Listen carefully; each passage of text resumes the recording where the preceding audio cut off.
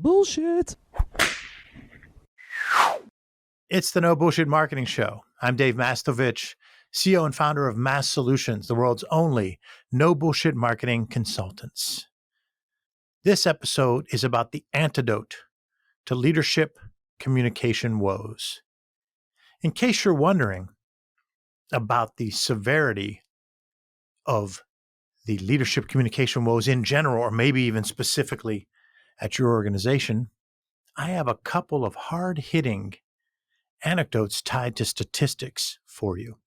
The first is 58% of employees would rather trust a stranger than their boss. That's from a Harvard Business Review Research Report 2022. 82% of employees feel their productivity suffers because the lack of communication up, down, and across the organization.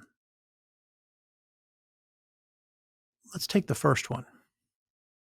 58% of employees would rather trust a stranger than their boss.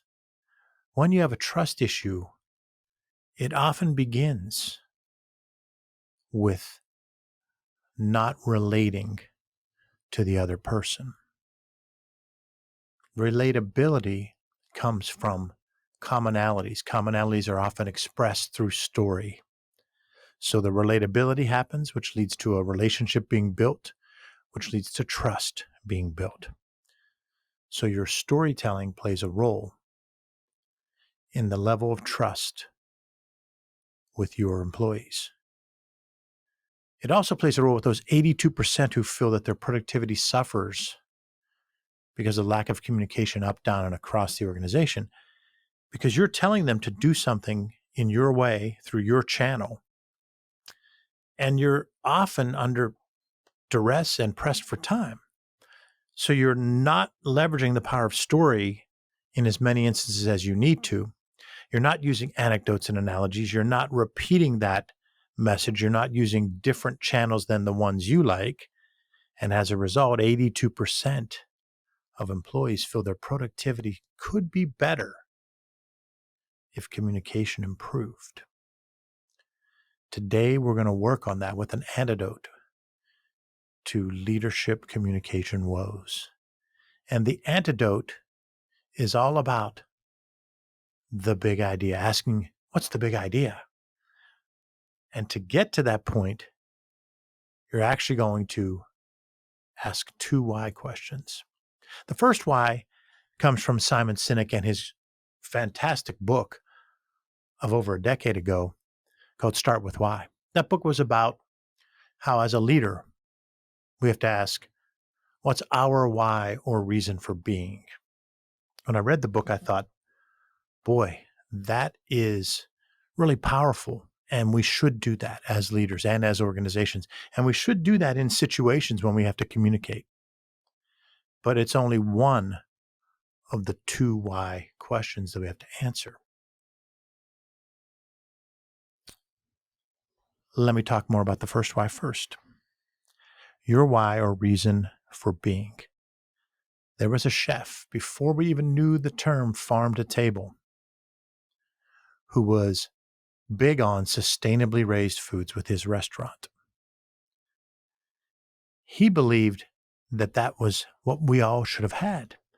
And he would get frustrated because he knew his restaurant had a limited number of seatings and reservations were filled quickly. And so he wasn't able to bring those sustainably raised foods to as many people as he wanted to. This is way back before you even heard that phrase, farm to table. His why or reason for being was sustainably raised foods should not be an elitist pursuit. Anyone should be able to have sustainably raised foods. He set out to build a restaurant that could do that, a chain that could do that. And his name is Steve Ells.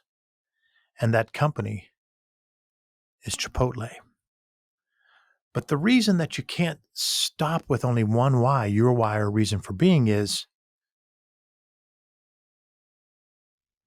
you have to think about the second why, your customer's why or reason for buying? And I love to give this example of Carter, my son. And this started years ago. I think it was about 13 or so. And during COVID, when I would be doing these talks virtually, I would pull him over and say, "This is the Carter I just told you about."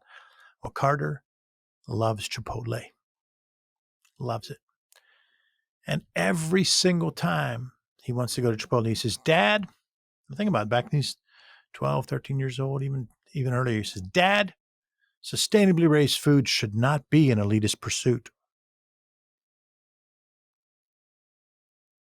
No, no. No, Carter didn't say that when he was 10, 11, 12, 13. Carter would say, "Dad, I want me some Chipotle. I love it. I love the atmosphere. Get some queso and chips. I got my favorite bowl that I'm going to get." That's because the second why, your customer's why or reason for buying, has to play a role in your storytelling. And we're talking big picture right now. And the beauty of it is when you answer those two why questions, your why or reason for being. Sustainably raised foods should not be an elitist pursuit. Your customer's why or reason for buying. I love Chipotle. I love the way it looks, the stores. It's not McDonald's. It's not Wendy's. It's just different. Love it. Love the queso and chips. Often those two why questions are answered with enough of overlap in parts that you can now build your big idea. Think about it. Chipotle has a tagline now of "for real," Chipotle for real. It's playing off of sustainably raised foods, but it's also a quick, catchy "for real." I want some Chipotle for real. They had a Super Bowl ad years ago when they showed the son who went away to school and came back to help his dad's farm. That was playing off of sustainably raised food should not be an elitist pursuit. It was playing off of a family mindset. But it also has always been different beyond the sustainably raised foods. Walking in that first Chipotle compared to Wendy's, Burger King, McDonald's, it was completely different. And so that's this top line example of a slogan to break it down for you with a place we all know about. But here's the thing. Those two why questions need to be answered for any storytelling challenge. Anytime you're going to be making a presentation, whether it's an internal presentation to the leadership team, an internal presentation to your direct reports, an internal presentation to peers, you should think about that and say, what's my why or reason for being in this situation with this presentation? What's my customer's why, the people I'm presenting to, their reason for buying? What will get them to do what we need them to do? And sometimes you might say their reason there at the meeting is to get through the meeting. A lot of those people just want to get through the meeting and get on to their next meeting or get on to lunch or get on to some time to do their work.